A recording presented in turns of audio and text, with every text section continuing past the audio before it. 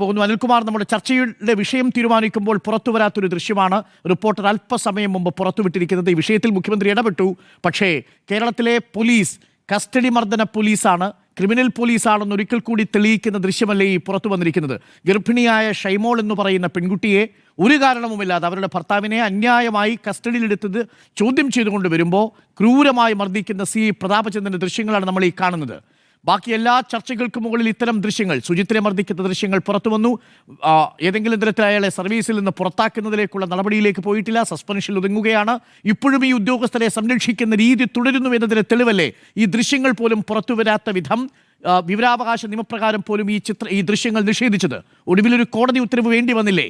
ഇതെല്ലാം തിരിച്ചടിയായി മാറില്ലേ അഡ്വക്കേറ്റ് കെ അനിൽകുമാർ? ഇത്തരം ഒരു സി ഐമാരും മർദ്ദകന്മാരായ ഒരു സി ഐമാരും ഞങ്ങളുടെ സർക്കാരിൻ്റെ മുഖമല്ല. സർവീസിൽ കയറുന്ന ആളുകൾ എല്ലാവരും നിയമപരമായിട്ടല്ല പ്രവർത്തിക്കുന്നത്. ഇപ്പോൾ നിയമവിരുദ്ധമായി പ്രവർത്തിക്കുന്ന ഒരാളെയും സംരക്ഷിക്കുന്ന ഒരു നടപടിയും കേരള സർക്കാർ ഇതുവരെ സ്വീകരിച്ചിട്ടില്ല. ഇപ്പോൾ പുറത്തു വന്ന വിഷയത്തിനകത്തും അതിശക്തമായ നടപടി ഉണ്ടാകും. അതിപ്പോൾ വ്യക്തമാക്കി കഴിഞ്ഞു. ഇതുവരെ നടപടി എടുത്തതാണ് നമ്മൾ കണ്ടിട്ടുള്ളത്. നിരവധി മർദ്ദകന്മാരെ ഇതുപോലെ പിരിച്ചുവിട്ടിയ അനുഭവമുണ്ട്. പോലീസിൽ ക്രിമിനലുകളുണ്ട്, ആ ക്രിമിനലുകളെ പിരിച്ചുവിട്ടിയ അനുഭവമുണ്ട്. ഇപ്പോൾ പലതും ഇതുപോലെ തന്നെ പുറത്തു വരുന്ന ഘട്ടത്തിൽ സർക്കാരിന്റെ ശ്രദ്ധയിൽപ്പെട്ട് കഴിഞ്ഞാൽ അപ്പം തന്നെ നടപടി ഉണ്ടാകും.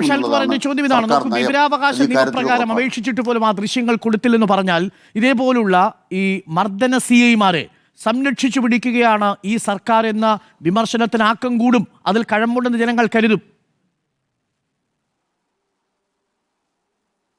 വിവരാവകാശ നിയമം എന്ന് പറയുന്നത്, വിവരാവകാശ ഓഫീസർമാരെന്ന് പറയുന്നത് അതേ വകുപ്പിൽ തന്നെ ഉദ്യോഗസ്ഥന്മാരാണ്.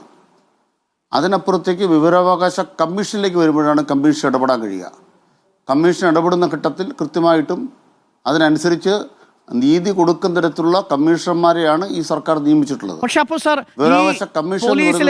വിവരാവകാശ ഓഫീസിന് മുകളിലല്ലേ ആഭ്യന്തര വകുപ്പ് ഭരിക്കുന്ന മന്ത്രിയുള്ളത്? മന്ത്രിയുടെ ഓഫീസിലൊരു പൊളിറ്റിക്കൽ സെക്രട്ടറി ഉള്ളത്. ഈ ദൃശ്യങ്ങൾ തീർച്ചയായിട്ടും ആഭ്യന്തര വകുപ്പിന്റെ ശ്രദ്ധയിൽപ്പെട്ടിട്ടുണ്ടാകുമല്ലോ. ഈ വിവരാവകാശം വരുന്ന സമയത്ത് ഒരു ചോദ്യം അവിടെ വന്നിട്ടുണ്ടാകുമല്ലോ.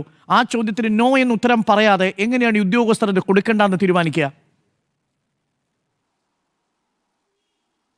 ബഹുമാനപ്പെട്ട അരുൺകുമാറിന് ആ നിയമം അറിയാത്തയാളല്ല എന്നാണ് എൻ്റെ വിശ്വാസം.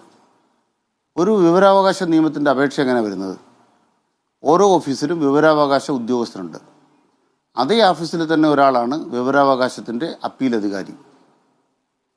അതുപോലെ തന്നെ അപ്പീൽ അധികാരി വരുന്നത് അതേ വകുപ്പിൽ തന്നെ മേൽത്തട്ടിലാണ്. അപ്പോൾ ഇതിലെവിടെയെങ്കിലും മുഖ്യമന്ത്രിയുടെ പ്രൈവറ്റ് സെക്രട്ടറി വരുമോ, സെക്രട്ടറി വരുമോ?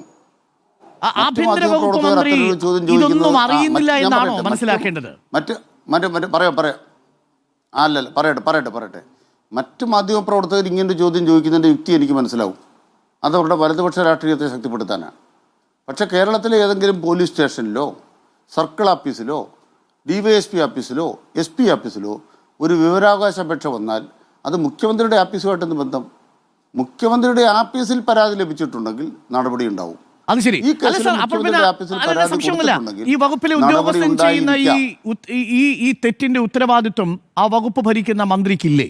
ആ മന്ത്രിക്ക് അതിനോട് ഒരു ഉത്തരവാദിത്വമില്ല. ഒരു വർഷമായി ഈ ദൃശ്യങ്ങൾക്ക് വേണ്ടി കയറി ഇറങ്ങുകയാണ്.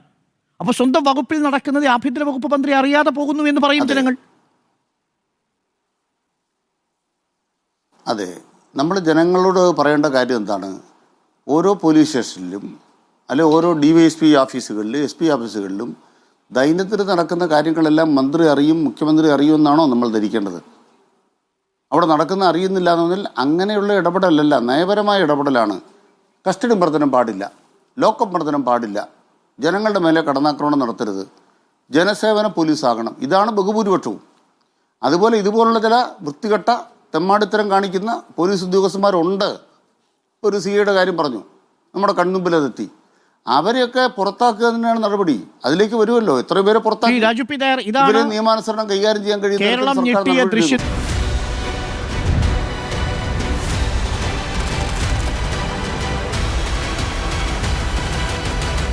Debate with Dr. Arun Kumar.